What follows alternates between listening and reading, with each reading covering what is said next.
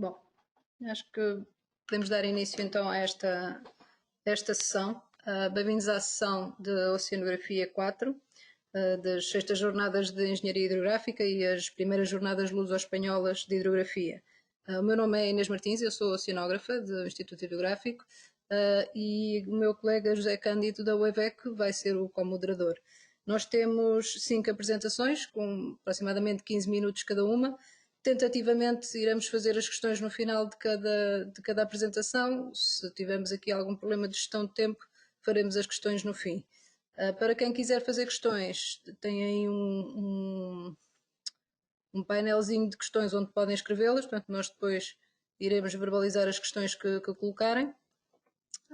E eu vou iniciar então com o Alfonso Nahon, vou aqui dar permissões de apresentador. Com a comunicação, implementation and validation of an operational forecasting system for nearshore hydrodynamics with open coasts.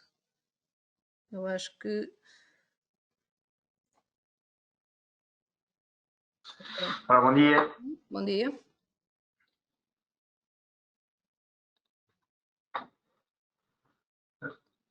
Portanto, bom dia a todos. Meu nome é Alfonso Naon, sou um pós-doc do Laboratório Nacional de Engenharia Civil em Lisboa e tenho muito gosto em apresentar-vos uma aplicação do sistema de monitorização de previsão OpenCoast. Esta aplicação enquadra-se no âmbito do projeto Mosaic, financiado pela FCP. Este projeto de investigação visa caracterizar e quantificar o risco de inundação para várias tipologias ambientais ao longo da costa portuguesa e focar-me num dos observatórios do projeto que se situa perto do porto da Figueira da Foz. Começarei a minha apresentação para definir o que chamamos por sistema de previsão junto à costa. Darei algumas palavras rápidas sobre o sistema OpenCoast e apresentarei mais em detalhe esta ferramenta através da implementação e validação no sistema de previsão para a Praia da Covagala. Aproveitei o evento de ondas grandes que ocorreu na semana passada para vos dar alguma ilustração do que se pode fazer com o sistema uma vez implementado e terminarei a minha apresentação com alguns comentários sobre o que é possível fazer ainda com esta ferramenta e sobre os trabalhos que estão a decorrer no NEC para acrescentar uma opção de morfodinâmica ao serviço.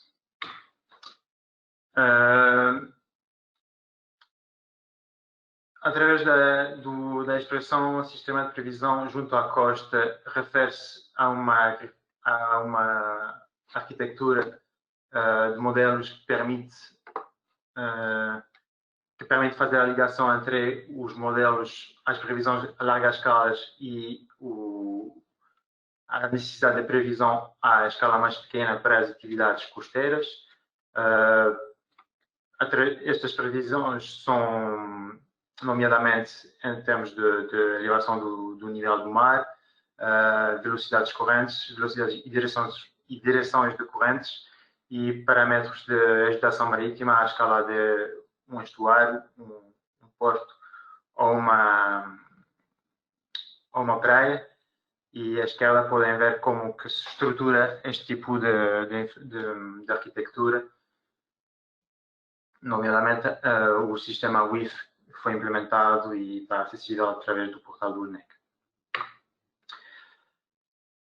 Estes sistemas foram desenvolvidos principalmente por motivos de segurança das comunidades litorais, para a segurança da navegação e, eventualmente, para a otimização dos caminhos de navegação. Há algumas aplicações para o usufruto balneário das praias, nomeadamente a previsão de agueiros ou a previsão da qualidade de ondas para os sítios onde se faz surf.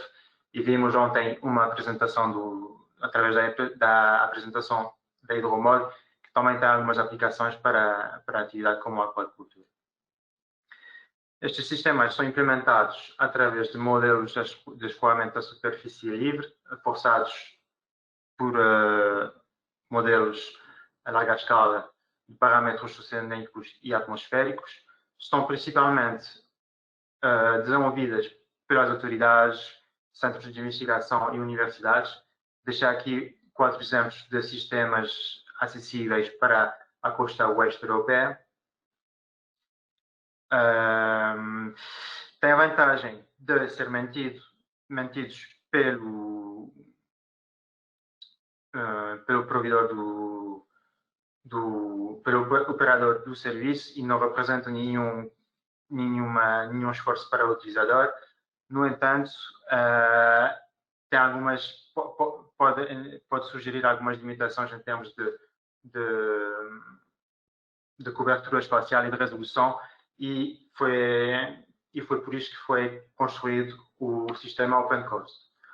OpenCoast foi desenvolvido pelo LNEC em parceria com outro instituto nacional e duas universidades francesas e espanholas. Pretende-se fornecer um serviço gratuito e desmaterializado para o utilizador, um serviço de previsão ao pedido.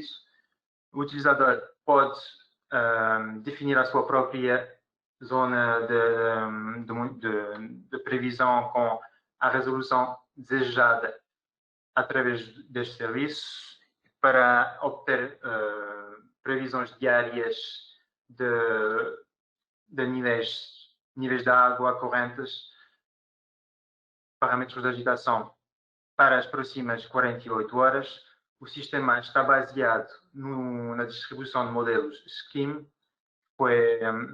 para a qual o LNEC tem pelo menos 15 anos de experiência de desenvolvimento.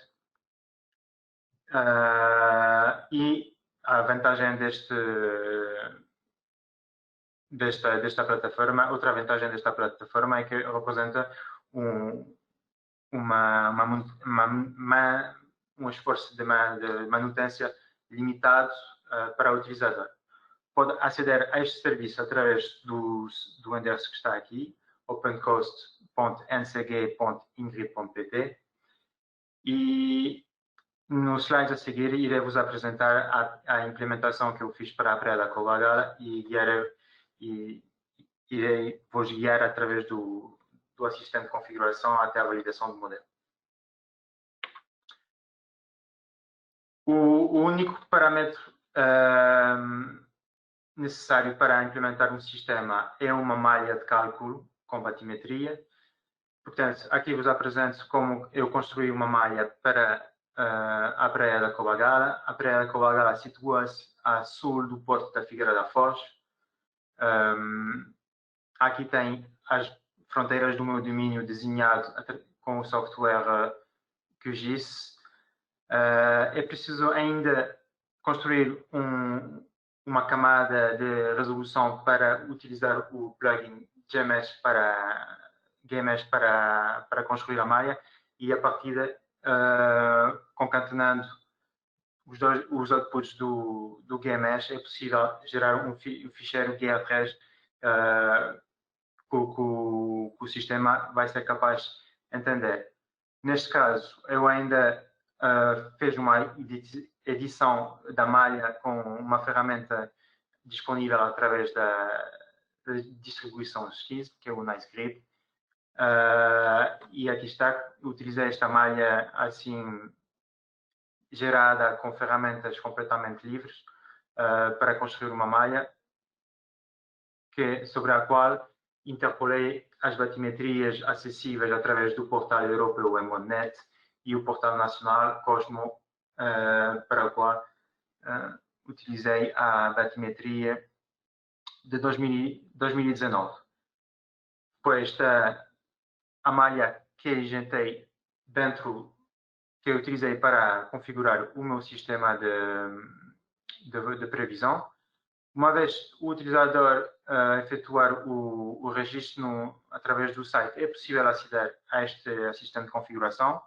No nosso caso, vamos utilizar uma configuração ondas e correntes com a versão 5.4.1 do modelo que está mantida pelo LNEC, e por enquanto só é possível efetuar forecast de 48 horas. No segundo passo, é preciso importar a malha gerida no sistema, definindo o sistema de coordenadas pretendido. Ainda é possível adicionar uma referência vertical à batimetria. Neste caso, a malha foi construída em relação, a batimetria foi projetada em relação ao nível médio do mar, portanto, entre aqui um offset de 0, e assim a malha fica importada no sistema que entende onde é que se colocam as fronteiras abertas e fechadas do modelo. Nas fronteiras abertas ainda é preciso definir os esforçamentos utilizados. Neste caso, usamos o sistema de marés PES 2014. Ainda vamos impor na fronteira aberta oceânica um forçamento de ondas geradas com uma versão interna do WaveWatch 3. O forecast do WaveWatch 3 está estabelecido através dos ventos GFS do sistema americano, e este forçamento atmosférico também será utilizado nas simulações do esqui. Na fronteira do rio Mondego é possível adicionar um caudal. Aqui defini 5 para o ano inteiro, mas ainda é possível definir um caudal mensal, ou ainda existe a possibilidade de forçar o modelo diretamente com dados medidos em tempo real.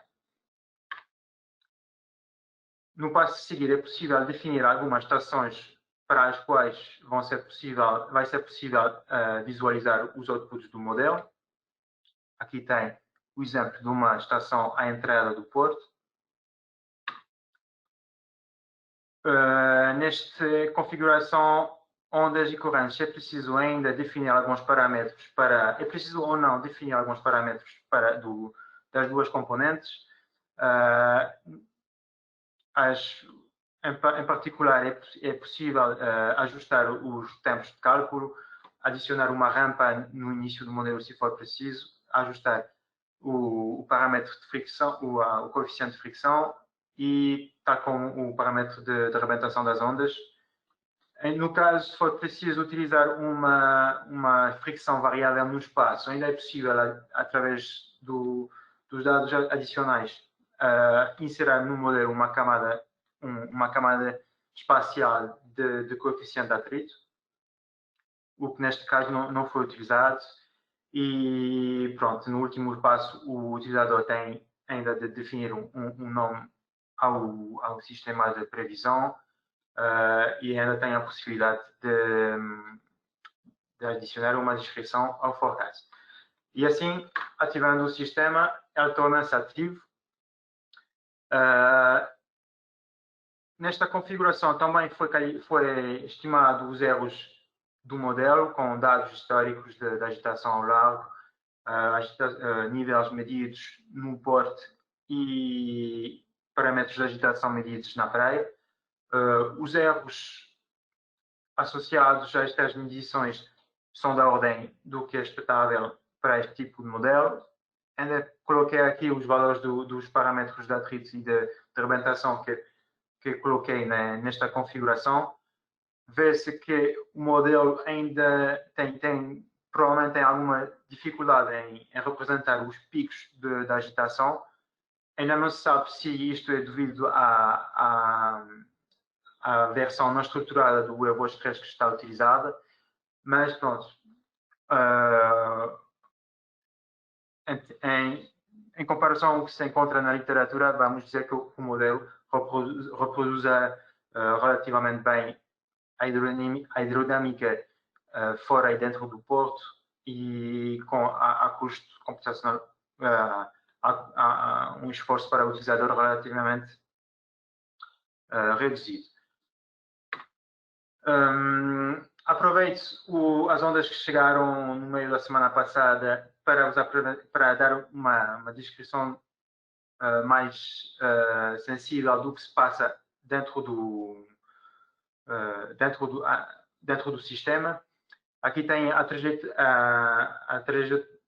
esquerda tem a trajetória do furacão Epsilon que foi ativo perto de uma semana, a partir de 10 dias antes de chegar a Portugal, no Oceano Atlântico Norte.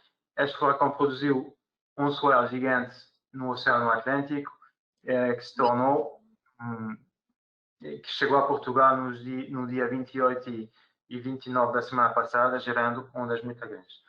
Portanto, isto está representado no Open Coast através do forecast atmosférico GFS ORPES. Neste caso, nós usamos o GFS, que vai forçar uma malha não estruturada de wave para o Oceano Atlântico Norte, que vai, no segmento, forçar o forecast local com o modelo produzido pelo SCIS.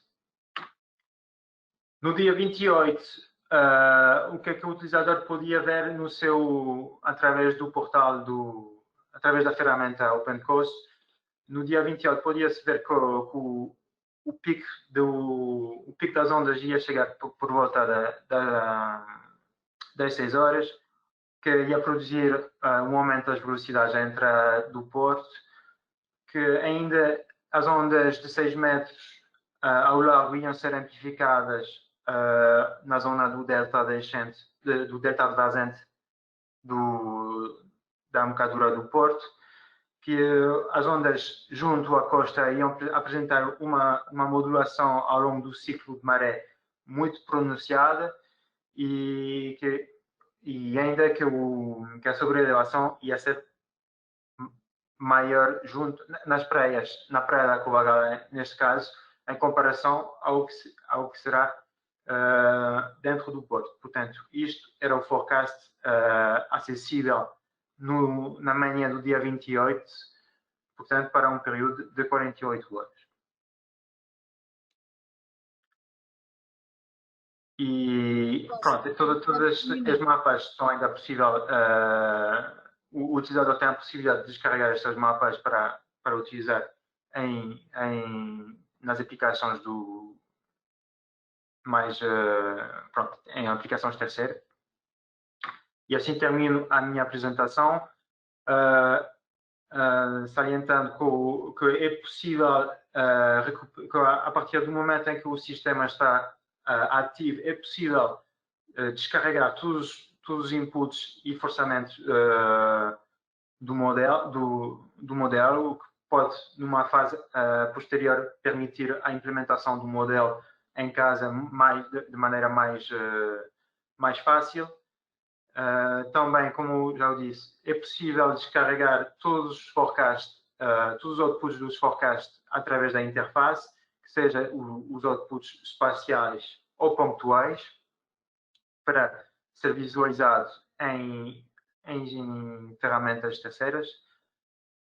Por enquanto, não está implementada uma interface de programação. No entanto, este sistema está a ser utilizado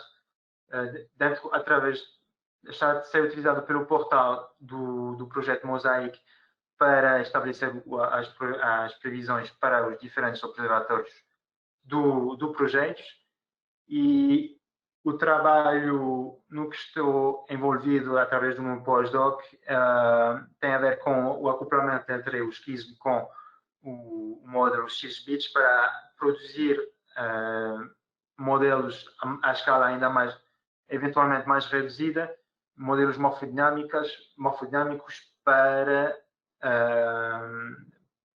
melhorar as previsões de inundação. E, portanto, este projeto está principalmente financiado pelo projeto Mosaic,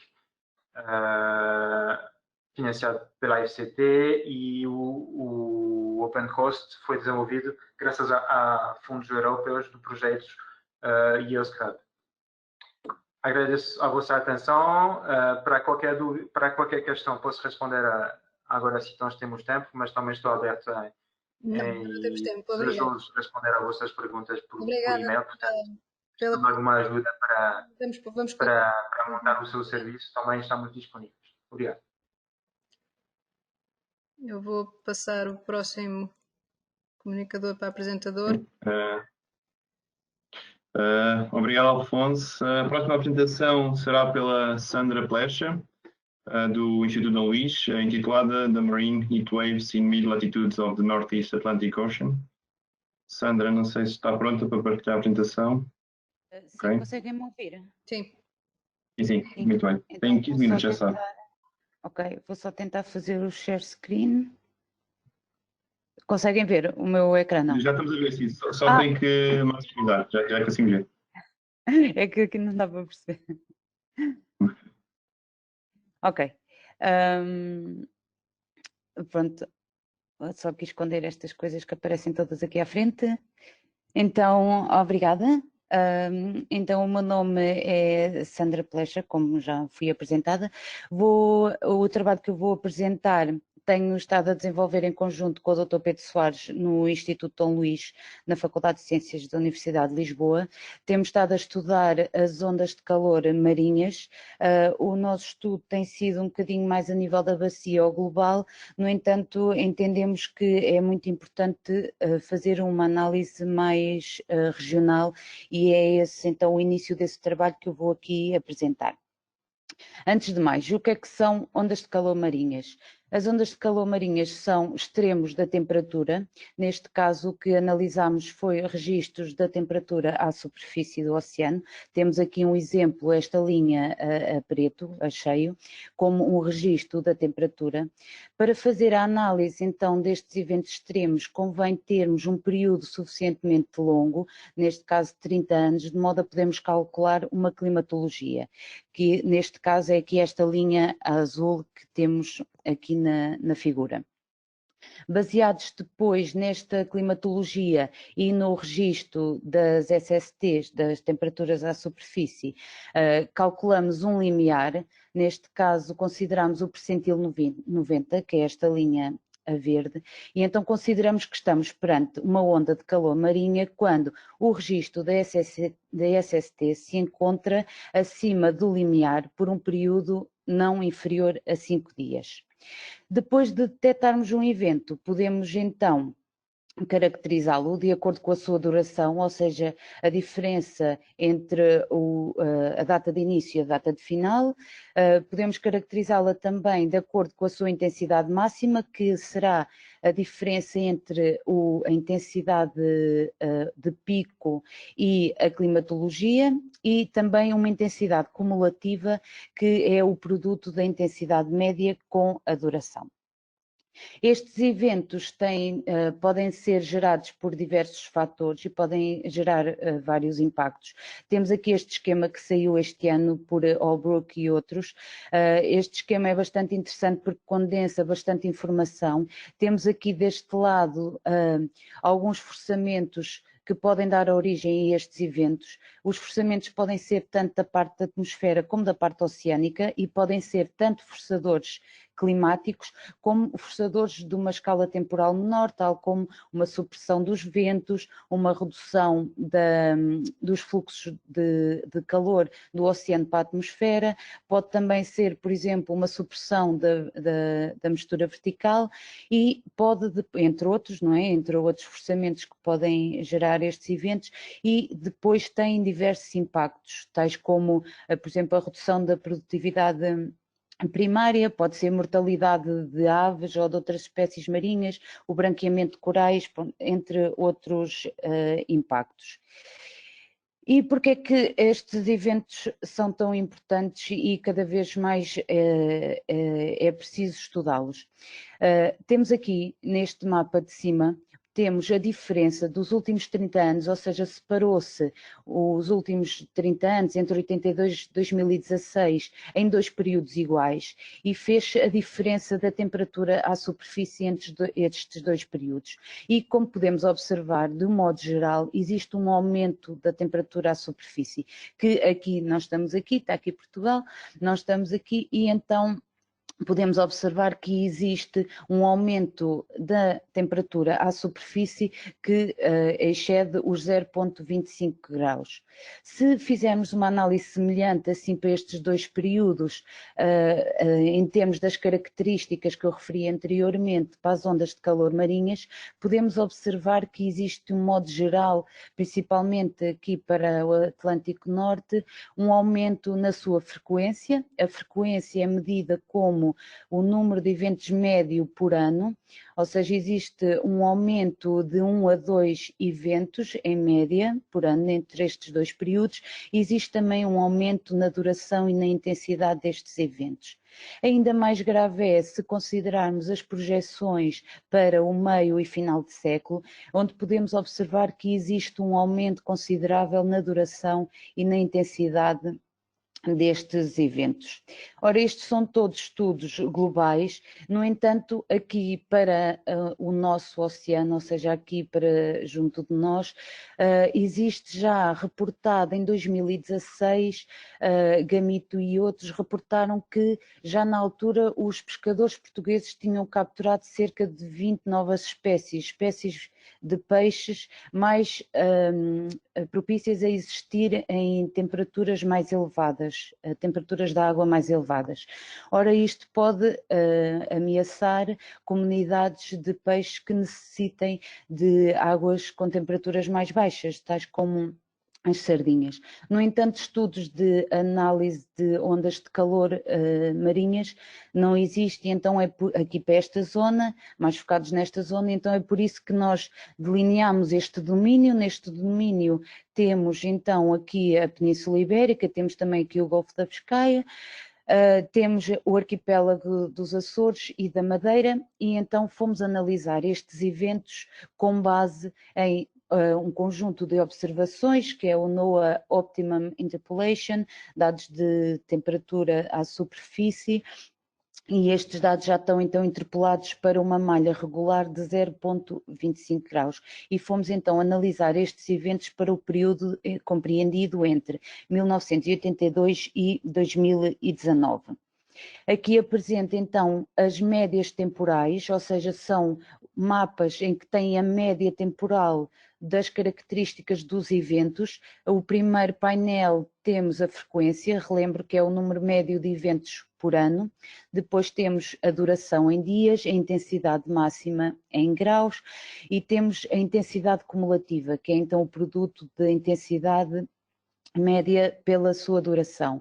Ora, nós aqui, olhando agora para a frequência média neste domínio é de 2 eventos por ano, e podemos observar então que aqui abaixo, mais a sul das latitudes 35 norte, existem eventos com maior frequência relativamente à média, tal como aqui esta zona noroeste da Península Ibérica.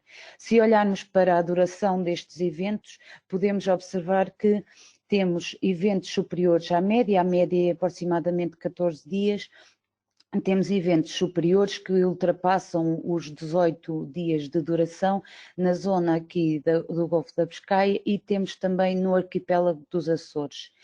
Olhando para a intensidade máxima, ou seja, a intensidade máxima registada num evento para aquele período, temos mais uma vez aqui a zona oeste de França com intensidades máximas, e depois algumas estruturas ao longo de todo o domínio.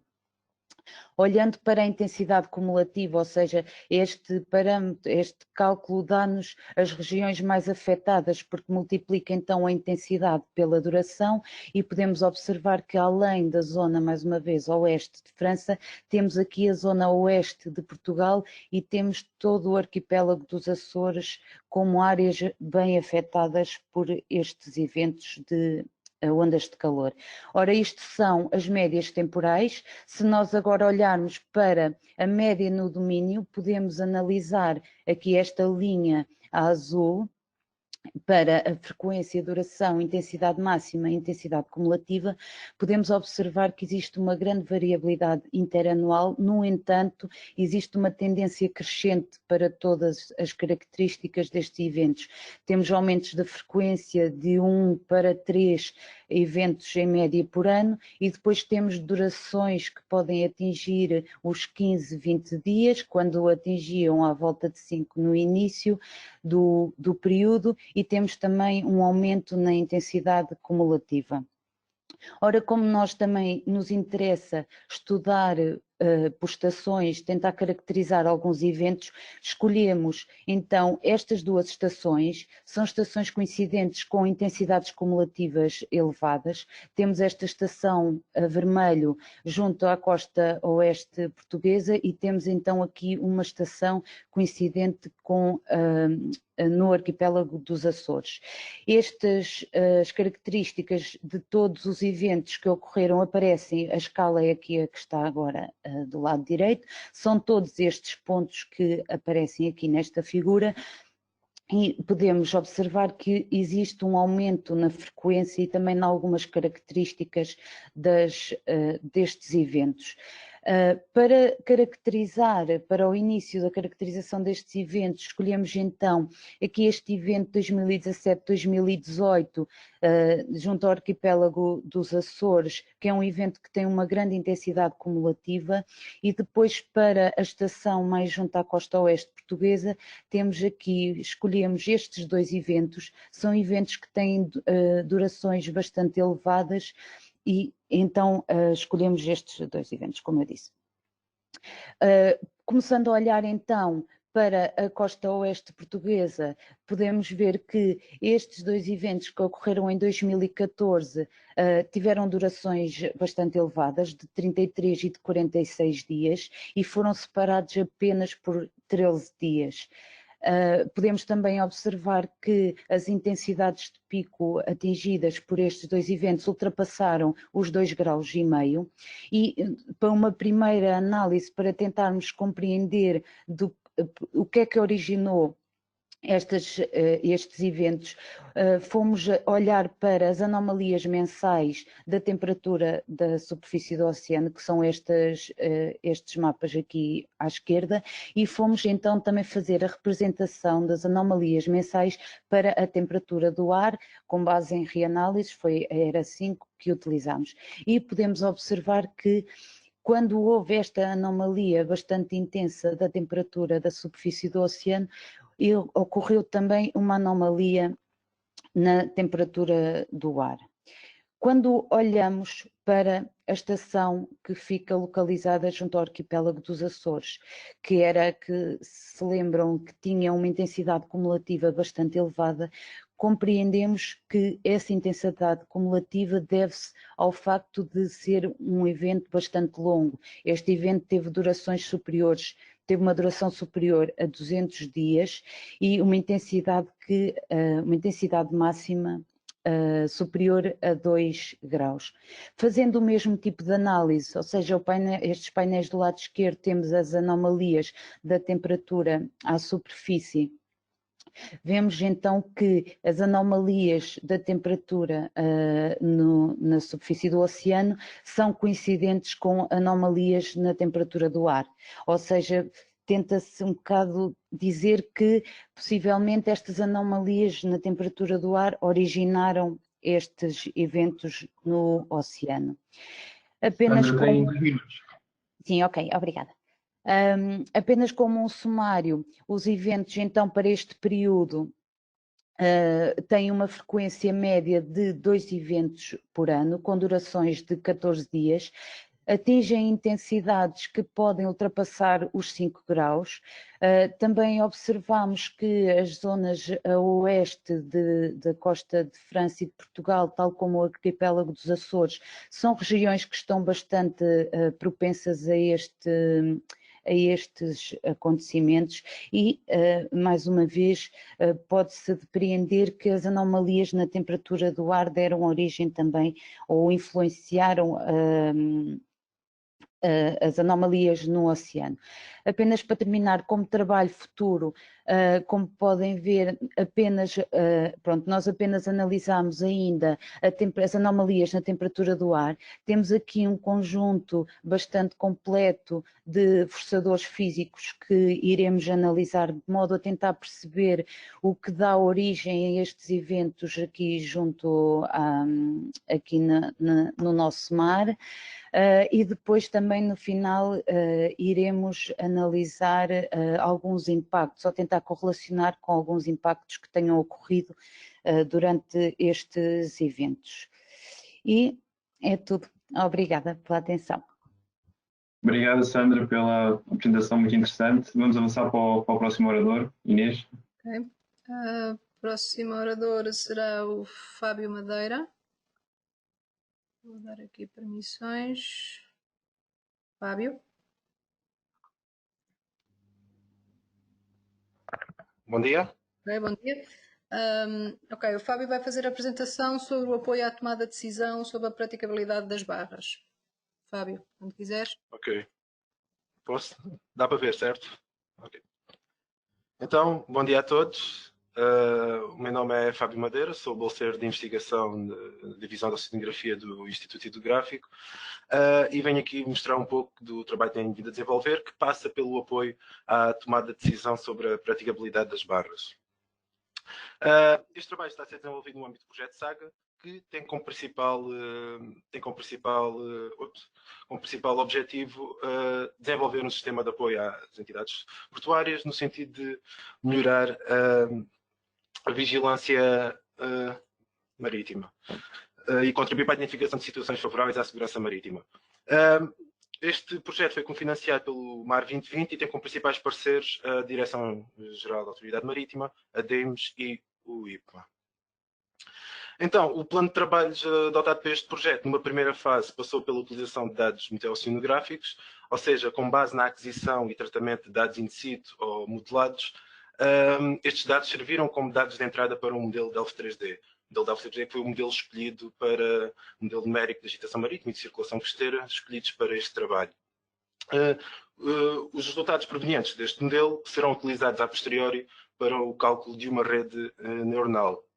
Por fim, os resultados desta rede será um índice numérico, índice esse que corresponderá a um estado de barra, aberta, condicionada ou fechada, e que terá como principal objetivo auxiliar o capitão de porto nas tomadas de decisões. E não substituí-lo, ou seja, a última palavra será sempre a do capitão de porto. Nesta fase encontramos no momento muito inicial no cálculo da rede, na parte mais de validação e treino da rede. O modelo Delft 3D foi implementado relativamente há pouco tempo, pelo que os resultados que irei aqui apresentar apresentam uma amostragem temporal um pouco reduzida, mas que servirá como demonstração para aquilo que é esperado de resultados futuros.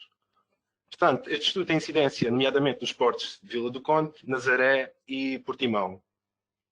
Daqui para a frente vou apenas focar-me no Porto de Vila do Conde, tendo em conta que a metodologia aqui utilizada é a mesma metodologia utilizada para os restantes portos, ok? Então, num momento muito inicial, houve interesse em saber se os azimuts de entrada aos portos, definidos no roteiro da costa portuguesa, estariam a ser tidos ou não em conta pelas embarcações. E como é que sabemos esta informação? Através dos dados AIS. Estes dados AIS foram facultados pela Direção-Geral da Autoridade Marítima e, com base nesta informação, foi então possível efetuar-se uma representação espacial, como podemos ver aqui na figura, para o Porto de Vila do Conde. Conseguimos ver os pontos a negro são correspondentes à localização geográfica das embarcações, a vermelho o azimuth de entrada definido no roteiro da costa portuguesa, em específico para o Porto de Vila do Conde, e a respectiva batimetria.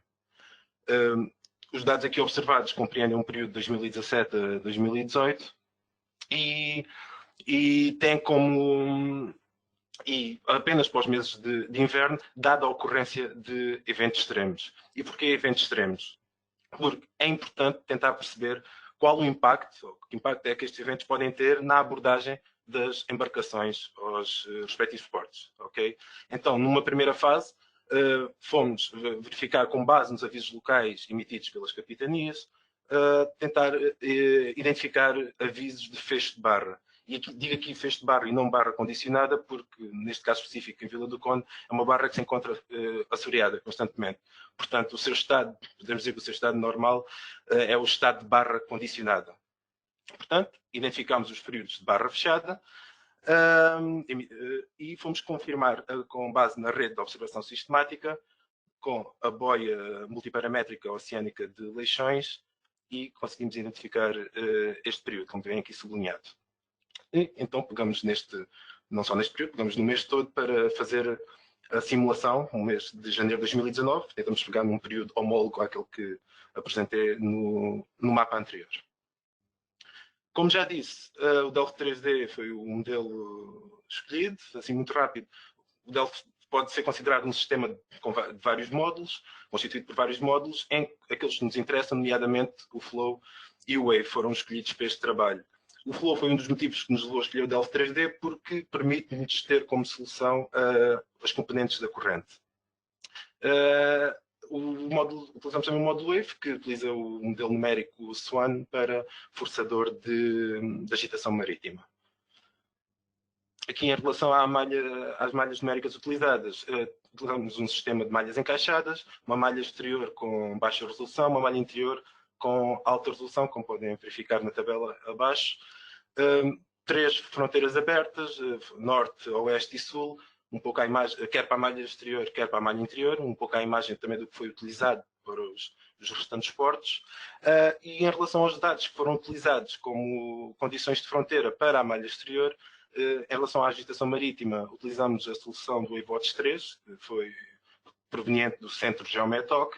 Em relação ao vento, teve origem no Centro Europeu de Previsão do Tempo e foi-nos facultados pelo IPMA, e os dados de maré que utilizámos foram utilizados com recurso à rede de marégrafos do IH. E temos aqui, por exemplo, um resultado para a agitação marítima, nomeadamente a altura significativa e a direção de pico, por um período de 21 a 23 de janeiro, na animação aqui à esquerda, como podem ver. Escolhi este período só para ilustrar, de modo a ilustrar bem o agravamento da agitação marítima. Tivemos que validar esta informação e validamos com as boias oceânica e costeira de Leixões. Podem ver a azul claro, a informação da altura da boia oceânica, a azul escuro, a boia costeira, que por acaso, curiosamente, neste mês só registrou metade dos dados. A laranja, o ponto de cálculo da malha exterior mais próximo destas boias, e a verde, o ponto de cálculo da malha interior também mais próximo destas boias. É normal que os valores do modelo se encontrem subestimados em relação aos valores das boias, nomeadamente nos períodos de maior agitação. Então, olhamos para aqui e consideramos estes dados válidos e prontos a ser utilizados no próximo passo. Em relação à corrente calculada pelo Flow, podemos ver aqui para o mesmo período, 21 a 23 de janeiro de 2019, mas contudo não foi possível ainda validar esta informação, ou seja, será provavelmente necessário efetuar-se alguma campanha de levantamentos de dados de corrente, de forma a podermos validar essa informação com o resultado do modelo. Em relação à análise estatística destes valores, os 4 primeiros gráficos correspondem às variáveis calculadas pelo modelo: altura significativa, período de pico, direção de pico e declividade. E os 2 gráficos inferiores são a informação referente às boias, à boia oceânica de Leixões. E qual é o objetivo desta análise? O objetivo é tentar identificar quais as variáveis, né, que tiveram impacto, quer na abertura, quer, neste caso, quer para a emissão de aviso de barra condicionada, quer para a emissão de aviso de barra fechada. Então isso passa por estudar um pouco a correlação entre estas variáveis e a emissão dos estados da barra. Olhando para aqui, salta-nos logo à primeira vista algumas variáveis, como por exemplo a agitação. Vamos olhar para a altura significativa, que nos diz que com o agravamento da agitação, ou seja, com o aumento da onda significativa, automaticamente temos passagem de barra condicionada para barra fechada. O mesmo comportamento podemos verificar noutras variáveis, como o período pico e na declividade. Em relação às direções, quer da boia, quer do modelo, a direção da boia apresenta demasiada variabilidade, pelo que não é possível retirar muito daqui. Do modelo, também não existe uma grande correlação entre esta direção e os estados da barra. Contudo, em conversas com nas várias reuniões que tivemos com os capitães de portos, dos respectivos portos de estudo, ambos foram unânimes em declarar que a direção é uma variável uma variável que tem que ser certa, tem que ser utilizada e tem que ser tida em conta. Mas não será esta direção. Ou seja, será esta direção corrigida, esta direção de pico corrigida, ou ajustada ao azimute de entrada do porto. Portanto, chamamos-lhe o ângulo de incidência. Ou seja, será utilizada, não esta direção, mas o ângulo de incidência como variável de entrada da rede. Olhando para a pressão da boia, seria a pressão atmosférica detectada pela boia, seria expectável termos nas emissões de barra fechada uma maior correlação, mas estamos a falar de 2 meses de dados, estamos a falar de janeiro e fevereiro. Ou seja, mencionando aqui o projeto Seamotion, que fez um estudo idêntico para o porto da Póvoa de Varzim, que é um porto muito perto de Vila do Conde. A agitação marítima, quer as condições atmosféricas, são muito idênticas nos 2 portos. Portanto, os resultados indicam uma grande correlação entre a pressão e os estados da barra, pelo que, obviamente, calcularmos, quando tivermos uma maior amostragem temporal, por exemplo, 2, 3, 4 anos, de certeza que iremos conseguir ver aqui uma correlação, valores a variarem, da pressão a variar em valores mais pequenos. Portanto, o que retiramos daqui é que as variáveis importantes, aquelas que consideramos importantes para utilizar-se na rede, é a altura significativa, período pico, o ângulo de incidência, ou seja, este ângulo ajustado ao azimuth de entrada, a declividade e consideramos também a pressão atmosférica da boia. E tem aqui o esboço da rede que foi usada. E assim, por alto, esta rede passa de um conjunto de interações, né, entre os vários parâmetros de entrada, parâmetros estes podem ser calculados da rede ou parâmetros ambientais, e parâmetros que vão aprendendo entre si e ao longo do processo e que são treinados de forma a tentar encontrar uma correlação causa-efeito entre as decisões dos capitães de porto e a hidrodinâmica. E, como já referi, o resultado desta rede será um índice numérico. Esse índice será correspondente a um estado da barra, que será um índice numérico de 1 a 3, ou seja, o índice 1 referente à barra aberta, índice 2 referente à barra condicionada e índice 3 correspondente à barra fechada. E então temos aqui aquilo que consideramos ser o melhor conjunto. Aqui ainda não é, estes são as variáveis, aquelas que foram escolhidas na estatística, que nós consideramos as variáveis fixas. Podemos fazer o treino com estas variáveis apenas, ou poderemos então fazer um jogo, aqui passa-se num jogo de combinação de variáveis, ou seja, podemos utilizar o vento com os componentes do vento a estas variáveis, podemos juntar a profundidade, podemos juntar as componentes da corrente, ou podemos juntar todas, que foi o que eu fiz neste exemplo. Fiz um treino, com vários treinos, aliás, com estes 9 parâmetros. E o resultado, então, assim, aqui temos aquilo que foram considerados os melhores valores neste conjunto de 190 treinos que foram efetuados. Então, basicamente, estes resultados aqui representam uma comparação, pode dizer assim, representam uma comparação percentual entre os estados emitidos pela autoridade local e os estados simulados pela rede. Portanto, temos aqui temos a cor de laranja na diagonal, estes valores, a soma destes valores da diagonal representam então a percentagem de correspondência entre as barras, os avisos emitidos pela autoridade e os estados de barra calculados pela rede. Os valores acima e abaixo da diagonal são referentes a subestimações e subestimações, respectivamente. Portanto, temos a soma, este valor que é a tal soma de correspondências de 72,65%. Tal como disse, foram efetuados 199 treinos.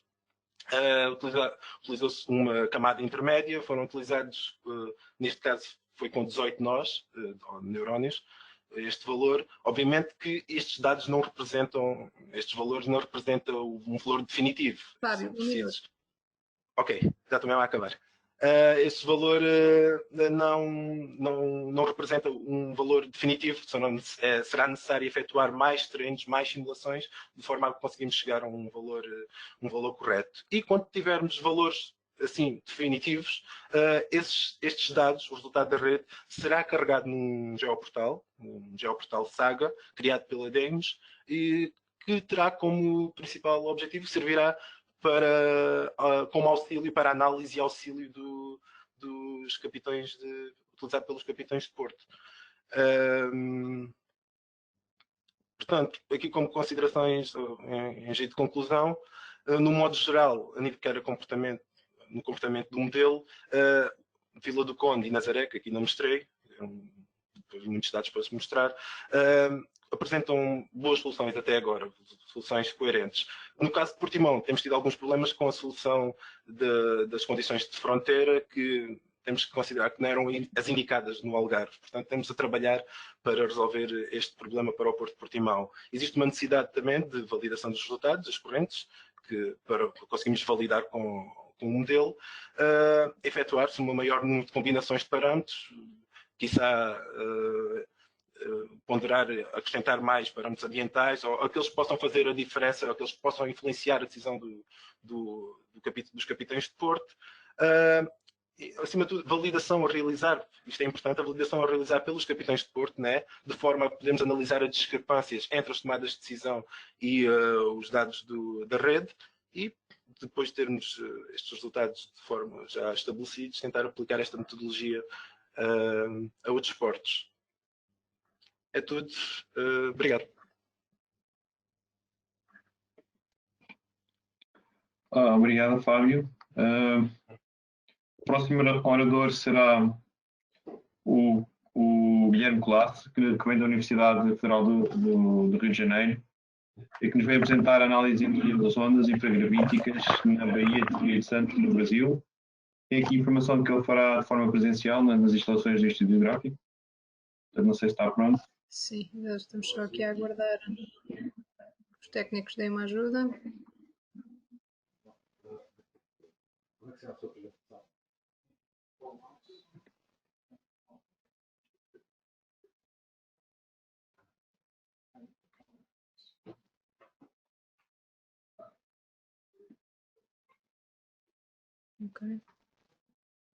Ok, quando quiser, Guilherme, pode começar. Obrigado.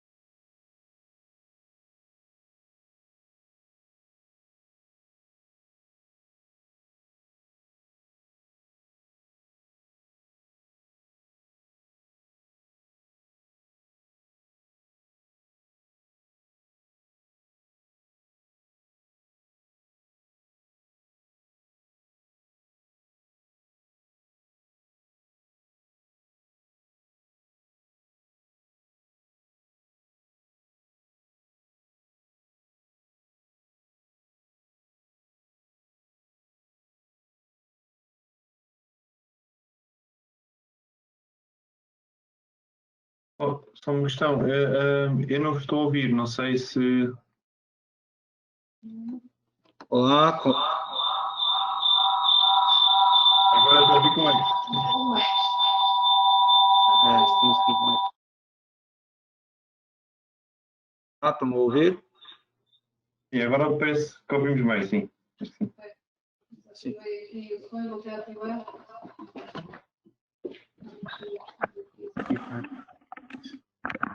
Olá, agora então? Agora está bem? Sim, conseguimos ouvir. Agora sim, né? É. Correto, exato, afirmativo. Ok, então, só dando seguimento, falar rapidamente aqui sobre a característica principal dessas ondas infragravíticas. Normalmente elas são encontradas na natureza com períodos entre 25 e 250 segundos. Uns dizem mais, outros dizem menos na literatura, mas o que é mais importante entender é que normalmente esse mecanismo de geração está associado à passagem de grupo de ondas gravíticas incidentes, né, que geram um chamado, que na verdade que fazem com que essa variação de tensão de radiação cause uma força e a distorção no nível médio, né, no qual esse grupo se propaga, e no momento de sua formação, então, ela tem a sua fase associada também ao período do grupo. Então, e também essas ondas, elas também elas são gatilhos para excitações seixos costeiras em portos e baías de pequena escala, né? Diversos autores começaram a estudar isso, e cada vez mais o tema das ondas infragravíticas, né? Que são ondas longas, né? Consideradas aí, vem tomando cada vez mais, chamando mais atenção. No caso específico do Brasil, a gente tem um dos portos mais importantes do Brasil, sendo localizado no Espírito Santo, que é o chamado Porto de Tubarão, no sudeste do Brasil, que ele é, como disse, um dos principais portos do Brasil, e ele comporta navios do tipo da Valimax, que até o ano 2018, 2019, foram considerados os navios mais eficientes da categoria, graneleiros, e transportam muita quantidade de minério de ferro no Brasil. Então esse Porto Tubarão ele tem uma importância estratégica para o Brasil enorme. E desde 2015, o Laboratório de Instrumentação Sonográfica, no qual eu trabalho, no Rio de Janeiro, a gente vem implementando o sistema de previsão operacional para o Porto Tubarão, né? Então, resumidamente, desde o início que a gente entrega e vem melhorando a forma de entregar valor de altura significativo para o pico de direção em forma de boletins diários, né, através de um sistema de previsão acoplado com os modelos de onda do WaveWatch Swan, e hoje em dia já implementando modelos hidrodinâmicos e também para outros portos importantes da Vale, né? Então, desde que a gente entrou para operar lá esse sistema de previsão, a gente não houveram relatos de acidentes, né, na região, que é bastante satisfatório para nós. Porém, em algumas ocasiões ainda existem rompimentos de alguns cabos e amarras em algumas situações. Coloquei esse quadro aí no canto inferior direito para mostrar que algumas comunicações pessoais, né, não era exatamente num banco de registro. Inclusive, a gente está tirando esse banco de registro no nosso sistema de previsão para que a gente possa ter o log dessas ocorrências. Algumas comunicações falam sobre esses tipos de rompimentos, cabos e amarras em locais fora da área fora do ângulo de incidência, né, normal das ondas de gravidade, né? Então, indicando que seriam outros, né, poderiam ser outras forçantes ou ondas de outras escalas que poderiam estar influenciando essas velocidades horizontais enfim, as correntes que acabam gerando esse tipo de problema, né? E, no entanto, na região, apesar de ter um clima de ondas relativamente bem estudado, no campo de ondas de gravidade, existem muito poucos trabalhos sobre as ondas de infragravidade na região, especialmente usando dados in situ, né? Então, o objetivo desse trabalho, nessa parte que eu vou apresentar para vocês, é investigar o comportamento da faixa infragravítica, né, às vezes chamada de ondas longas aqui, incidente na Baía do Espírito Santo, durante diferentes campanhas de medições, e tentar correlacionar, tentar correlacionar com a distribuição das energias das ondas gravíticas ao longo da evolução da energia das ondas longas na Baía do Espírito Santo. Então, para isso, a gente pegou um setup de 14 meses de campanha, com medições em 3 regiões ao longo do Porto Tubarão, uma mais ao offshore e 2 nas regiões mais internas da Bahia, sendo que a estação 2 está bem nas imediações ali portuárias e a ST3 está na região central da Baía do Espírito Santo. Utilizamos 3 AWACS, série de PUV para fazer a análise dos dados de onda. Só que, infelizmente, nem sempre, ao longo desses 14 meses, os dados ficaram os equipamentos ficaram na mesma posição ao longo das campanhas. Então, a gente buscou pegar aqui os períodos, nesse momento, os períodos em que os 3 equipamentos se mantiveram, pelo menos em 2 situações de resgate, nas mesmas posições, para que pudessem ser equivalentes às análises em diferentes campanhas. Fizemos a integração do espectro de energia para as ondas curtas e longas de forma separada, calculamos as alturas, as amplificações, né, considerando a altura das ondas no ponto mais offshore em relação, no caso, os pontos, a altura das ondas dentro da Bahia, nos 2 pontos, em relação à altura das ondas offshore, incidentes, e o período dessas ondas longas, né? Aqui está, então, a série das alturas das ondas de infragravidade que a gente calculou para os 3 pontos, a amplificação e os períodos ao longo da primeira campanha, que foi no período de verão, né, de janeiro de 2013, e a gente pode observar que tiveram 2 momentos aqui, embora muito fracos de energia, que é de se esperar para essa campanha, para essa fase do ano. O ponto ST3, localizado no centro da Bahia, ele sofre um aumento em 2 situações que não é acompanhado pelo outro ponto que também está na região inferior da Bahia, né? Dá até para ver também na amplificação. E esses 2 momentos, também a gente percebe um espalhamento do período em direção à ocorrência de períodos maiores, né? Nesses 2 momentos de aumento da energia infragravítica, que a gente não consegue perceber na estação 2, nas imediações do porto, né? Que eu coloquei os valores, né, das médias máximas, o percentil 90 desses valores, para a gente entender que realmente o ponto no centro da Bahia, nessa situação, recebeu um aumento que não foi percebido em termos de energia, juntamente com o ponto nas imediações do porto. Quando a gente olha o outro período escolhido, que foi o período de agosto de 2013, inverno, a gente percebe uma diferença no padrão. As energias, em média, elas estão maiores, né, em todos os 3 equipamentos, tanto no ponto offshore quanto nos 2 pontos na região da Bahia. Só que existem alguns momentos 2 momentos aqui para chamar a atenção, que as energias alcançam valores muito próximos aqui, e são os máximos, né, de novo no ponto no central da Bahia. Só que em um momento o ponto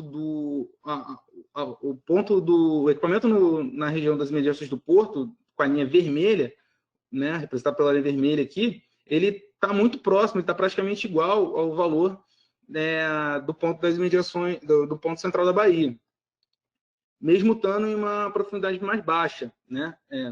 Mesmo estando com uma profundidade maior, 5 metros mais profundo, né? Então, mostrando que muito provavelmente não seja uma questão, né, de empinamento ou dissipação de energia por conta do fundo.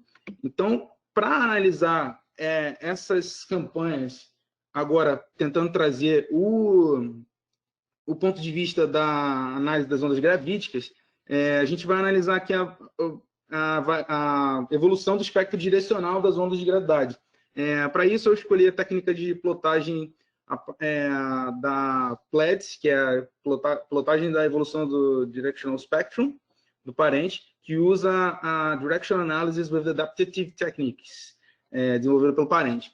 Então, basicamente, o que essa técnica faz é pegar o espectro direcional das ondas e fazer uma espécie de particionamento para identificar as diferentes componentes ao longo do registro. Então, particiona-se o espectro em faixas de frequência distintas. Aqui nessas figuras está representado por essas faixas vermelha, laranja, amarela, azul clara e azul escura. E elas compõem uma gama de faixas de frequência. E a energia nessas faixas de frequência é integrada, e então é gerado um elemento, né, do tipo Hanning aqui, simplesmente para ilustrar a evolução dessa energia ao longo do tempo. Aqui o eixo vertical são os dias do mês, né? O eixo horizontal são as direções, e cada um desses elementos coloridos representa a energia contida, né? O tamanho dele, a área dele é proporcional à energia contida em cada uma dessas faixas de frequência, né? E aí a gente utiliza a estabilidade da direção principal dos espectros para posicionar essa energia em cada faixa das frequências das direções.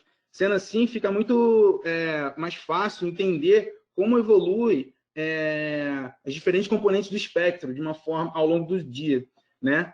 E muitas vezes, né, na grande maioria das vezes, da aplicação dessa técnica, a gente utiliza um parâmetro paralelo para fazer alguma correlação com o espectro de energia. No caso aqui, a gente tem essas barras horizontais, esses dois gráficos aqui são exemplos da aplicação da PLEDS com o parâmetro paralelo do vento, que são essas barras brancas horizontais acinzentadas. A altura, o tamanho deles também é proporcional à intensidade do vento em cada uma dos dias aqui que correm de baixo para cima, né? A leitura do gráfico é de baixo para cima. Então a gente consegue ver nesses gráficos, por exemplo, quais faixas de frequência que estão acompanhando o vento e qual delas deixam de acompanhar o vento. Então fica muito interessante a avaliação, que a gente consegue realmente fazer essa separação espectral de forma visual, intuitiva, ao longo de uma série de espectros direcionais, né? Esses são dois exemplos, né? Na Bacia de Santos, aqui do Campos e Parentes. Isso aqui é de uma boia que não está mais instalada na Costa do Espírito Santo, que não faz parte do trabalho, mas era apenas para ilustrar a técnica utilizada. Então, qual foi a ideia? O parâmetro que a gente quer usar como parâmetro paralelo aqui é a altura das ondas infragravíticas, já que a gente está tentando fazer observar alguma relação. Então, substituiu-se as barras de vento pelas alturas das ondas infragravíticas nos dois pontos. Então, foram substituídas as barras de vento por esses elementos aqui também, como se fossem Hannings, para cada um dos pontos, na região central e no porto, né? Então, a gente consegue perceber que é basicamente essa evolução aqui da série temporal do gráfico da esquerda, dos pontos ST2 e ST3, que são os pontos internos, essa evolução aqui ela está representada pela variação da área desses elementos que estão aqui no lado esquerdo do gráfico. Lembrando que essas direções aqui foram apenas colocadas, elas estão a altura da onda infragravítica aqui nesse gráfico, ela está adirecional, a altura, tá? A direção do gráfico aqui, ela simplesmente compreende o espectro das ondas gravíticas. Então, com isso, a gente consegue plotar a evolução da energia infragravítica e tentar analisar a energia, ver o que estava acontecendo ao mesmo tempo na campanha no espectro das ondas curtas. Aqui a gente percebe, nessa primeira campanha de 2013, que a gente tem predominância de 3 faixas. Se a gente olhar simplesmente o espectro das ondas infragravíticas aqui, das ondas gravíticas, né, as ondas de gravidade, né, a gente consegue perceber que tem uma predominância das faixas verde, amarelo e laranja no espectro, né, ao longo dos dias, né? Aqui, que teoricamente são as componentes de menor energia, né? A componente de menor período, né? A componente de maior período aqui que a gente tem seria a de 16,6 segundos a 9 segundos, né? E direções predominantes aqui são de este, sudeste, né? E de sul, onde as principais componentes energéticas aqui estão incluídas aqui. E a gente consegue perceber que, como a gente falou, não há um aumento de energia na região interior do porto, quando há esse aumento energético no ponto central do porto aqui, no ponto ST3. Essas direções encontradas na PLEDS, elas corrobora a literatura, isso já é conhecido na climatologia de ondas, né? A gente tem a geração de ciclogênese aqui, perto que vem da região do Uruguai e faz esse caminho. Temos então temos esses ciclones e o anticiclone, e tem a alto subtropical do Atlântico Sul, também gerando incidentes de Nordeste. Então essas direções são esperadas, né? Estão simplesmente mostrando o que a gente tem na literatura.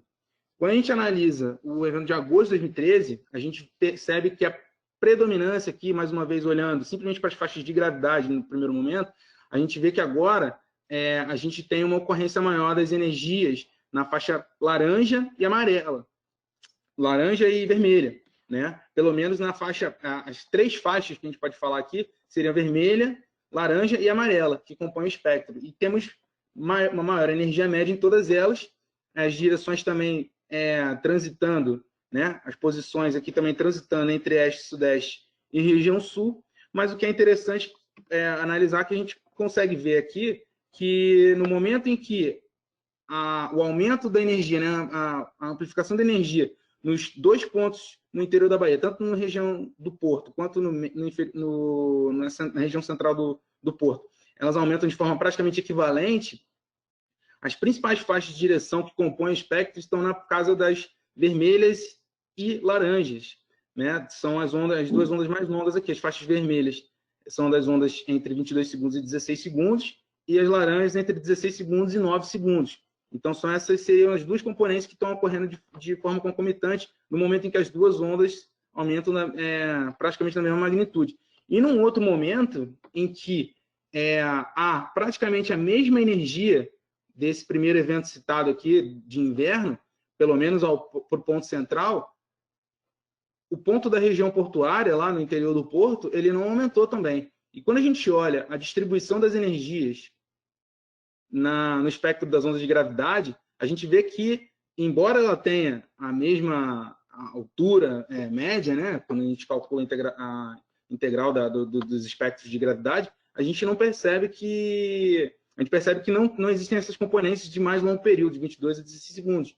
Ou seja, o que compõe o espectro aqui são ondas de 16 das faixas laranja e amarela, sobretudo. Guilherme, peço-lhe que conclua, que já passou o seu tempo.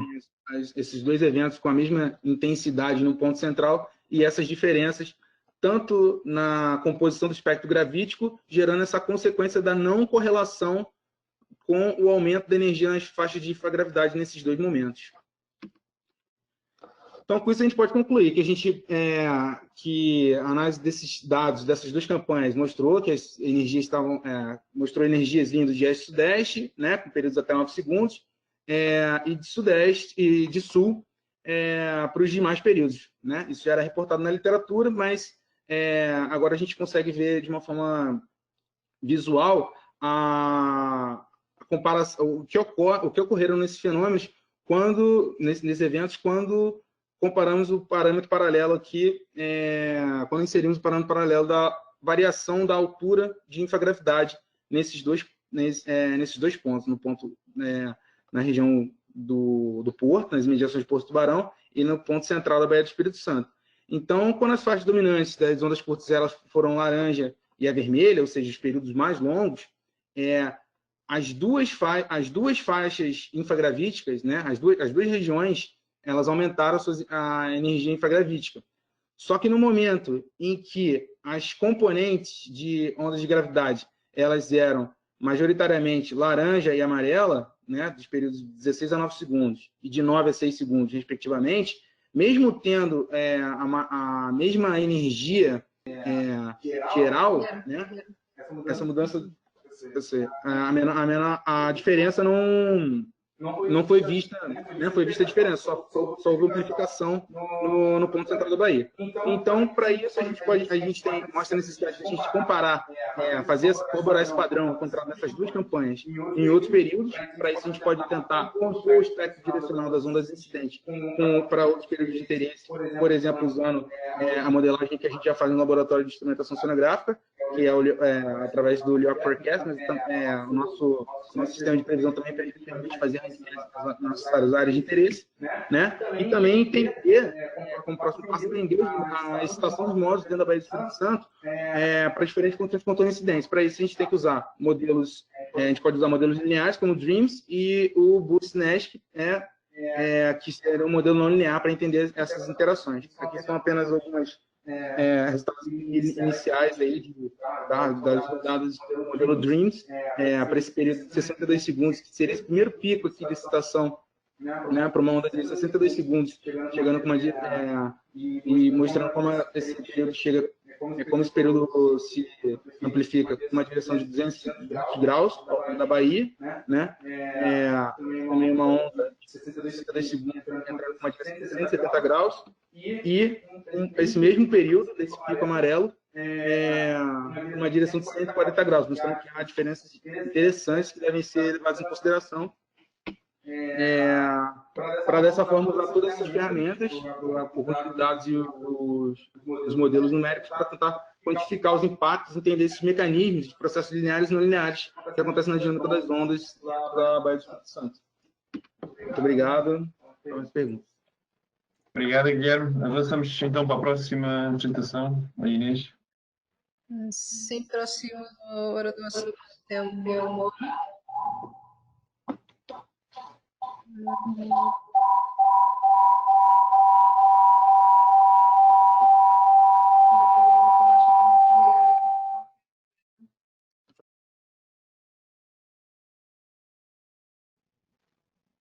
Ok. Theo?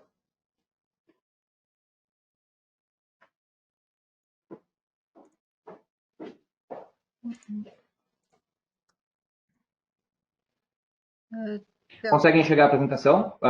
Bom dia a todos. Escutam? Bom dia. Agora consigo... Sim, bom dia. Ok. Só a apresentação que vai fazer, portanto, o Theo Moura vai fazer a apresentação da aplicação de um sistema baseado em sensores de baixo custo para a monitorização em tempo real de ondas de infragravidade em portos e marinas. Isso. Bom, eu queria só perguntar se as pessoas estão vendo a apresentação. Sim. Ok. Sim. Então, um bom dia ou boa tarde já quase a todos. Me chamo Theo Moura, vou apresentar esse trabalho que é feito em colaboração com os meus colegas aqui da Hidromod. E basicamente, eu vou apresentar aqui dois casos de estudo que se basearam na utilização desses sensores de baixo custo para o estudo de agitação no interior de portos e marinas.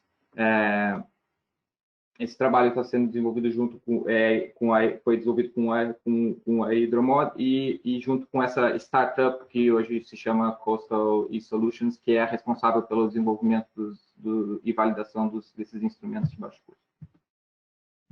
Deixa eu só para cá para poder. Então, dando um enquadramento, esse primeiro caso de estudo que eu vou apresentar aqui ocorreu na Marina da Glória, que é localizado no Brasil, na cidade do Rio de Janeiro, logo aqui no interior da Baía de Guanabara. Esta baía, esta marina que tem esse formato de caracol aqui, que aparece nessa foto. E essa marina, comumente ela sofre problemas com excesso de agitação, e todos os invernos são registrados prejuízos tanto às estruturas da marina como às embarcações que lá estão atracadas. Alguns estudos já foram desenvolvidos para tentar a instalação de um quebra-mar, propondo a instalação de um quebra-mar próximo à entrada da marina. O problema é que os estudos foram feitos com base somente em modelos numéricos e os resultados acabaram por ser inconclusivos. E um dos pontos principais que se observou é que se tinha muito pouco entendimento sobre quais eram os processos físicos que realmente estavam associados a esses eventos dentro da Marina. Tanto que aquilo é chamado comumente, tanto pelos engenheiros da Marina, como o tal do rebojo da maré. Então, realmente, faltava, não se percebia o que é que estava acontecendo no interior da Marina. Foi nesse momento, então, que eu propus, que foi proposta, então, a realização de uma campanha de medições, onde num primeiro momento foi instalado um sensor ultrassônico, que foi o sensor, o primeiro desenvolvimento, como pode ver nessa imagem superior aqui, era o primeiro design do modelo ainda, com o seu Tupperware. Quando eu digo baixo custo, é baixo custo de verdade mesmo. E então, baseia-se num sensor que mede a distância do sensor da coluna d'água. É um sensor que mede em alta frequência e tem a capacidade de medir tanto desde ondas de embarcações, passando por ondas geradas pelo vento, ondas de infragravidade, marés e marés meteorológicas. Com o tempo, esse sensor foi evoluindo para uma total autonomia em termos de energia e transferência de dados, e hoje em dia se encontra nesta última figura aqui embaixo esse pequeno equipamento aqui. Ele existe em duas versões, uma com uma capacidade de medição de 5 metros e a outra com 8 metros. Então, quando eu fiz o primeiro recolha de dados na Marina, já foi fácil de perceber que existiam duas componentes dentro que afetavam a hidrodinâmica no interior da Marinha. Uma eram as ondas geradas pelo vento, ondas na ordem de 2 a 20 segundos, e as outras, não tão conhecidas, mas apresentadas pelo palestrante anterior, são as ondas de infragravidade, que são ondas que são forçadas pelos gradientes da tensão de radiação, que estão associadas aos grupos de onda, são essas linhas em preto, acabam por gerar, então, essas depressões que viajam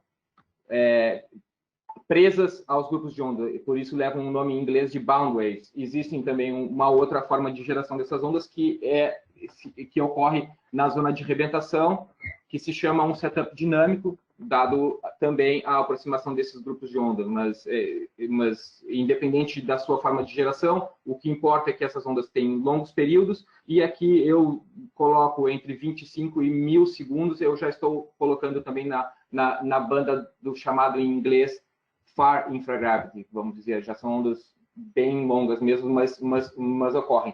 Qual é um ponto importante dessas ondas de infragravidade? É que, diferente da ondulação, que no espectro geralmente tem um período de pico bem marcado, as ondas de infragravidade têm a sua energia distribuída ao longo de uma grande gama de frequências.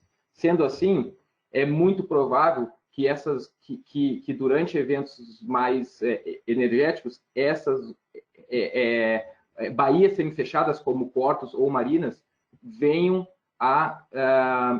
essas ondas de infragravidade venham a ter períodos que batam similares às frequências naturais de oscilações desses corpos semifechados.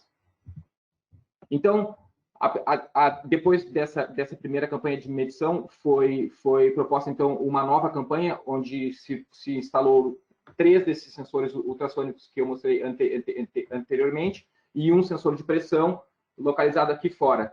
Esse aqui é a ideia do sensor de pressão inicial também, esse aqui é o sócio da empresa, e é um sensor que mede pressão absoluta até uma profundidade de 10 metros, com uma precisão na ordem de 2 centímetros, e a calibração e a validação foi feita assumindo a pressão hidrostática. O sensor hoje em dia se encontra nesse formato aqui também, apesar de que toda a sua parte de hardware é a mesma de quando era essa pequena caneca. A única coisa que existe em termos de software, uma certa otimização das baterias.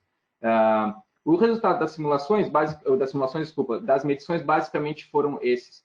Foram que temos 2 tipos de condições. Condições com ondas um pouco elevadas e períodos longos, e dentro da Marina temos esse registro aqui nesse quadro de cima, onde podemos ver a linha em preto sendo a medição bruta, onde temos 2 componentes. Uma componente em vermelho, que são as ondas geradas pelo vento, as ondas de entre 2 e 20 segundos, e em verde, as ondas de infragravidade. Neste caso aqui, chama atenção para o eixo X, que estamos tratando de minutos. Podem olhar que as oscilações realmente se dão na ordem de alguns minutos.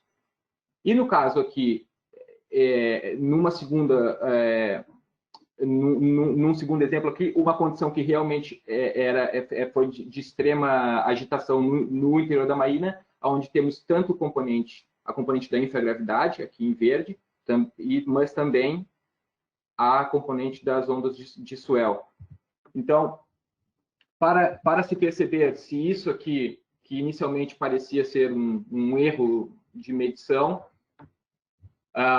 foram-se feitas uma análise espectral cruzada das medições, aonde pôde-se identificar claramente nos diferentes pontos, aqui as cores das linhas nesses painéis superiores indicam a posição de cada sensor, ou seja, o espectro aqui mostra claramente os picos de energia na gama da infragravidade e dessa far infragravity. Foi também feita uma análise de coerência, ou seja, o sinal, como era de se esperar, nessas baixas frequências, são coerência praticamente 1, e as suas fases variam entre 0 e 180. O que isso significa? Que essas ondas são ondas estacionárias, o que era de se esperar também, dado o comprimento dessas ondas. Com a utilização da modelação numérica, que no caso não é o objetivo do trabalho, mas foi utilizado o modelo SWOSH, um modelo não hidrostático, foram representadas numericamente essas três componentes, no caso aqui assumidas como componentes ressonantes. Então aqui eu mostro primeiro o resultado da primeira componente, o modo 0, onde toda a marina sofre uma amplificação, e podemos ver aqui nos três sensores, tanto no preto, na linha preta, na linha vermelha, como na verde, que temos um pico muito similar. Já na segunda componente, podemos ver que no ponto verde, que está localizado aqui nesse pier pequeno, não temos um registro de amplitude, e é justamente o que o modelo mostra. O segundo nó, ou a segunda componente modal, aqui apresenta 0 amplitude. E já no caso do terceiro modal, a gente tem, já no caso do sensor aqui com a seta em vermelho, não temos também, ou muito pouca amplitude. E já no ponto verde, no sensor verde, retornamos a ter uma alta amplitude. Em relação ao sensor de pressão, que foi instalado lá fora, pode-se observar também que essas grandes amplificações realmente só ocorrem no interior da marina, e o mesmo não ocorre no exterior da marina, apesar de que esse segundo modo aqui é significativo também no exterior da marina. Em termos de análise numérica, também foram olhados para as velocidades, que é realmente o importante em termos de condições de atracação, e observou-se realmente que as diferentes componentes resultam em velocidades significativas, velocidades intermitentes significativas dentro da marina e principalmente na embocadura. Também foram analisadas a propagação de ondas de swell, dado que foi identificado que era uma composição das duas componentes, ondas de swell e ondas de infragravidade. Aqui eu mostro o exemplo das ondas se propagando até o interior da marina e refletindo nessa parede norte em direção aonde os barcos ficam atracados. Então, se propôs aqui, de forma muito rápida, não é o objetivo da apresentação aqui, soluções para tentar diminuir o problema. A única solução que foi encontrada foram diminuir as ondas de swell e não as ondas de infragravidade, ou seja, soluções economicamente viáveis, eu digo.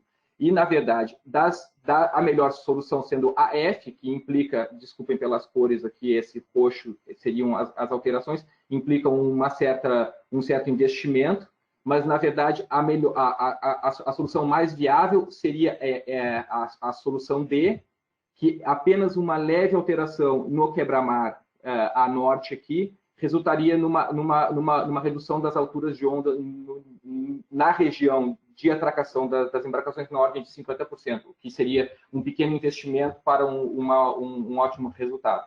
Bom, em termos de conclusões desse trabalho, foi demonstrado que foi de extrema importância a utilização dos instrumentos para caracterizar essa hidrodinâmica e, então, aplicar um modelo numérico tendo em consideração realmente quais são as forçantes que podem lá afetar, aquela hidrodinâmica. Não foram encontradas soluções economicamente viáveis para reduzir as ondas de infragravidade, porém, foram encontradas soluções para diminuir a energia de ondas de swell, sendo que a combinação das duas é que realmente causavam um problema sério dentro da marina.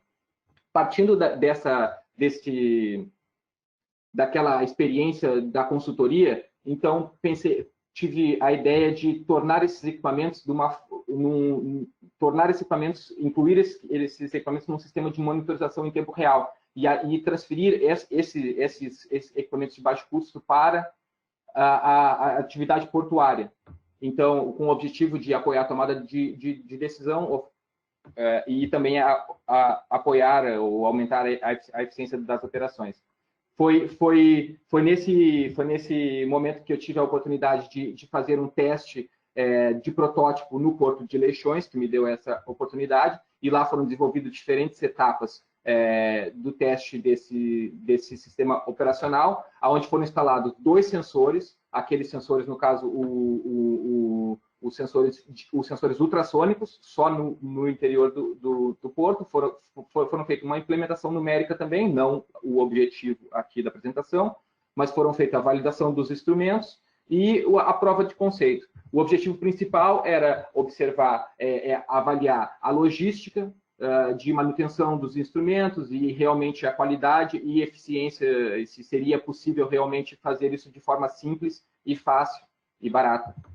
Então, aqui eu apresento algumas comparações, tendo em consideração aqui o sensor 1, que foi instalado próximo à marina, que se encontra dentro do Porto de Leixões. Esses são os resultados básicos da comparação entre o sensor e o marégrafo de Leixões, que faz parte do conjunto de marégrafos do Instituto Hidrográfico e foi obtido aqui através desse catálogo do SimOcean, os dados. Aqui eu apresento em detalhe um pouco maior a comparação entre o nível do marégrafo e do sensor instalado ao lado da marina, e em detalhe aqui, em preto é o nível do marégrafo, em vermelho é o nível do sensor filtrado para períodos maiores do que 120 segundos, e em cinza são os dados brutos. Lembrando que este equipamento mede em tempo real e em alta frequência. Ou seja, eu acabo por analisar não só a parte da maré ou infragravidade, mas também as ondas de swell e até ondas de embarcação. 1 minuto. Ok, aqui eu dou um exemplo de como esses dados podem ser entregues num simples dashboard, por exemplo, neste caso aqui com informação de maré, as informações de período de pico. Claro que no caso de período de pico e altura significativa eu estava apenas interessado nesse sensor 1, e aqui entrego as informações também das alturas significativas nas ondas de infragravidade, levando em conta a importância de separar as componentes em diferentes bandas de frequência, dados que o seu comportamento dentro de baías semifechadas são bem diferentes. Aqui eu mostro um resultado do espectro e mostro quais são as frequências que realmente ocorrem, que geralmente ocorrem dentro do Porto de Leixões. Aqui mostro a frequência, por incrível que pareça, a mais energética, que é o modo grave, que está na figura simulada aqui ao canto, que está na ordem de 20 minutos, e, por incrível que pareça, está quase sempre presente. Depois temos uma segunda componente muito forte na ordem de 10 minutos, e outras na ordem de 256, 60 segundos, e aqui temos também a presença das ondas de swell que foram lá medidas. Em termos dessa análise desse teste de protótipo, os instrumentos se comportaram muito bem, a logística operacional foi muito reduzida, acredito que os instrumentos tiveram uma boa performance. Tive problemas com a otimização das baterias naquela versão do instrumento que foi testada no Porto de Leixões, mas nessa nova versão isso já foi resolvido. Eu chamo a atenção aqui para os períodos ressonantes que foram observados, tratando-se eles serem períodos muito longos, colocam o Porto de Leixões, possivelmente, mais suscetíveis a essas ondas de períodos muito longos, como, por exemplo, esses casos extremos de tsunamis ou metatsunamis. Em termos de objetivos futuros, para finalizar aqui, o objetivo futuro seria integrar esse e outros instrumentos em plataformas complexas de previsão e monitorização, como, por exemplo, o AquaSafe, aqui, uma plataforma desenvolvida na Hidromod e aplicada em diferentes portos de Portugal e em outros países, incluindo o Brasil, incluindo o principal porto do Brasil, Porto de Santos. E também o principal aqui, que é a inclusão nesse sistema de monitorização no interior de portos, que é a monitorização no exterior do porto, que é a boia ondógrafa direcional, que também está sendo desenvolvida na empresa. Aqui podemos ver o primeiro protótipo com o seu Tupperware. Hoje em dia já está num passo mais desenvolvido, que já nem é mais essa boia que está aqui à direita, já inclui as placas solares, câmeras e outros pontos. A boia se encontra em fase final de validação. Apresento aqui alguns resultados, só por exemplo, da elevação da superfície livre e um espectro direcional. E eu gostaria de agradecer a todos e mais uma vez, obrigado e estou aberto a qualquer pergunta. Ok, obrigada, Theo. Vamos só roubar aqui mais 5 minutos ao almoço, porque há aqui umas questões. Há aqui uma questão para o Alfonso. Alfonso, não sei se ele me está a ouvir. Estou aqui, sim. Ok. Há aqui uma questão do Francisco Sancho. Ele pergunta qual o modelo de agitação marítima de ondas incorporado no modelo. Desculpa, não ouvi. Qual o modelo de agitação marítima ondas incorporado no modelo SCISMS? Qual é o modelo de ondas? SCISMS. O modelo é o WWM, que é parecido com o WebOS3.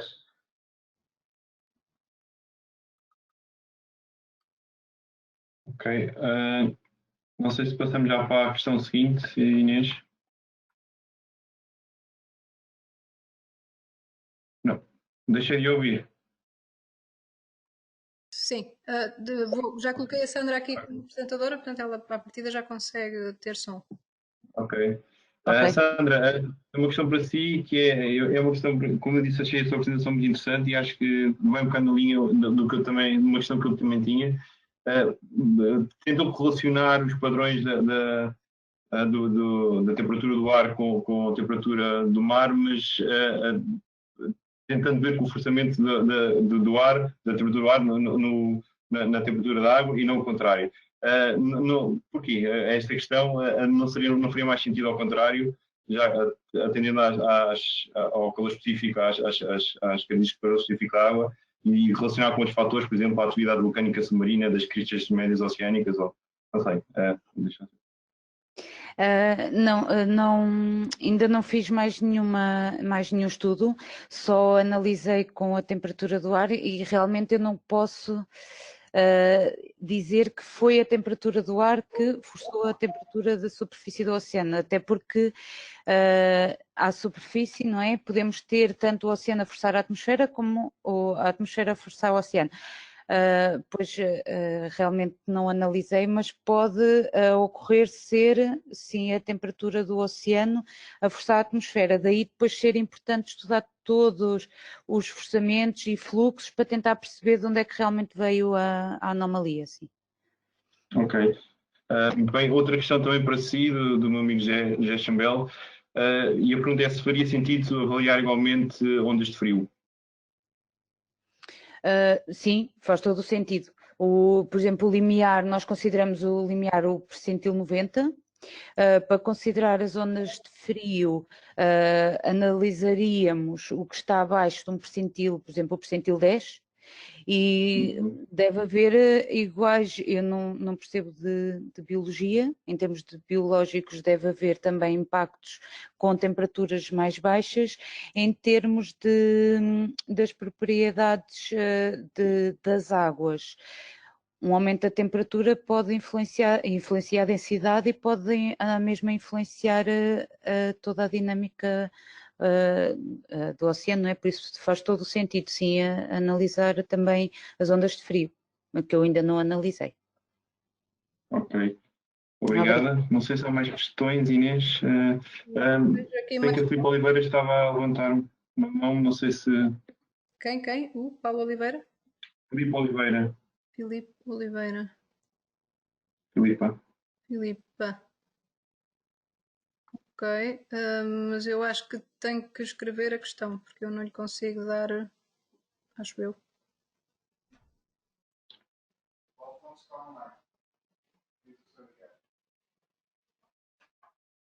Ok, Filipa, consegue ter som?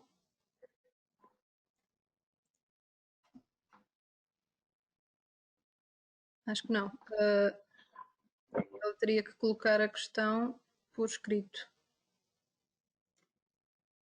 Ok, nesse caso. Ok, vamos aguardar só um bocadinho, pode ser que entretanto ela consiga escrever. Eu gostava de fazer uma questão aqui ao Fábio. Vou só dar-lhe aqui. Onde é que anda o Fábio? Só um bocadinho que estas questões técnicas. Demoram sempre mais um bocadinho. Fábio, eu gostava de ouvir um bocado a tua opinião acerca de que forma é que essa rede neuronal que tu apresentaste pode contribuir para o apoio à decisão dos capitães de Porto, mais do que a sua própria experiência e a observação. Pois, acima de tudo, que falei há pouco, convém termos um conjunto maior de dados, certo? E realmente a qualidade, ou seja, tem a ver um pouco com aquilo que é a qualidade desta rede, ou a capacidade de percentagem do resultado final, é implícita, ou seja, não... Isto é baseado, esta rede é baseada em dados modelados, tal como pode ser baseado em dados, parâmetros ambientais, entre outros, que podem ser utilizados. E portanto, este resultado em si já demonstra aquilo que pode ser um verdadeiro apoio, ou seja, tendo em conta aquilo que também expliquei, aquela análise estatística, em função daquela análise de algum estudo de correlações, como é que é dizer, é impossível não achar relevante para apoio ou para auxílio à experiência, àquilo que é a experiência dos capitães de Porto. Obviamente, eles têm uma experiência, eles próprios, pela conversa que já tivemos com eles, têm a experiência, né? Têm um conhecimento quando olham para a agitação marítima, mas há coisas que eles não conseguem, há certos parâmetros, há certos eventos, ou certos padrões que só podem ser descobertos com este tipo de análise, quer análise estatística, quer com o resultado da rede, e depois também não é um estudo final, ou seja, ainda isto teremos que fazer uma série de correlações, tentar fazer uma série de comparações, e assim é útil, os próprios capitães acham úteis, pode vir a ser uma aplicação útil, sim, que é um pouco como disse, há coisas que eles não conseguem ver, que são certos padrões que a partir destas análises será possível dar-lhes esse auxílio. Ok, obrigada.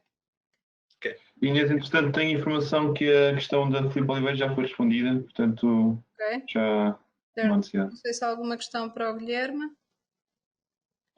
Eu por acaso, tenho uma. Guilherme, não sei se me está a ouvir. Parece-me que fizemos um esforço de relacionar portanto, a amplitude das observadas no interior do Porto com as bandas de frequência e não tanto com a direção. No entanto, atender à direção do quebra-mar e às direções incidentes predominantes, dá-me ideia que poderá haver aí alguma relação com o facto das ondas virarem para o quadrante de sul a oeste, de vez em quando, e não tanto com a banda de frequência. Fizeram este esforço, tentaram perceber isso? Sim, de fato sim. Certamente tem uma relação com a refração das ondas, apesar da... Estão a conseguir ouvir? Ok. Conseguimos.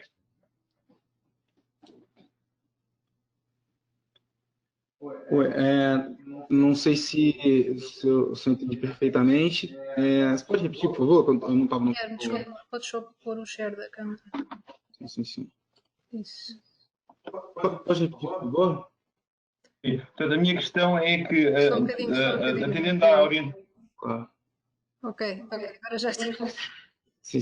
A minha questão é que, atendendo à orientação do quebra-mar, dá-me ideia que poderá haver uma correlação, mais do que com propriamente o tipo de ondas, são hipergravíticas ou não, com a orientação predominante, que dá-me ideia que quando as colunas predominantes viram para o quadrante sul ou oeste, aí sim é que há amplitudes mais significativas dentro da zona do quebra-mar, o que faria sentido. Fizeram este estudo também? Sim, sim, vão fazer parte desse estudo. Isso é a fase atual do trabalho.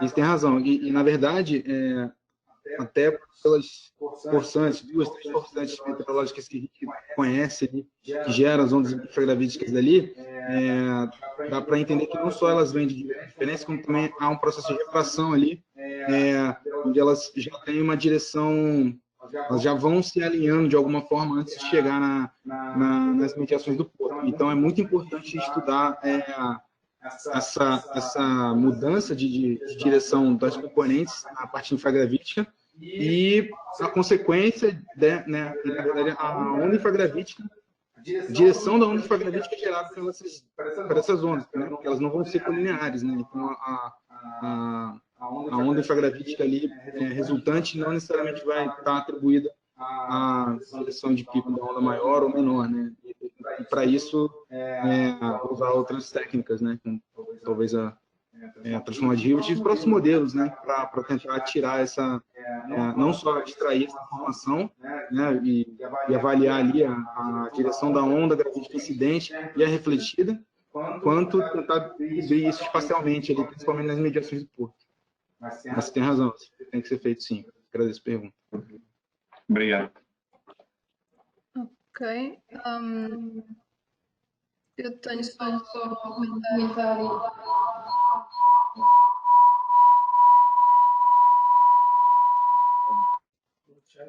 Ok. Tá, obrigada. Já me estão a ouvir sem feedback? Ok. Tenho só um comentário aqui para o último apresentador, para o Theo. Foi uma apresentação que eu gostei particularmente, principalmente porque tem um bocadinho a ver com o meu trabalho da componente de instrumentação. E gostava só de reforçar que o IH está disponível para poder fazer comparações também com as nossas boias ondógrafo com esse equipamento final que demonstrou. Nós temos várias boias fundeadas costeiras e oceânicas e, portanto, estávamos também bastante interessados em poder fazer a comparação dos dados e poder colaborar de alguma maneira, se for possível.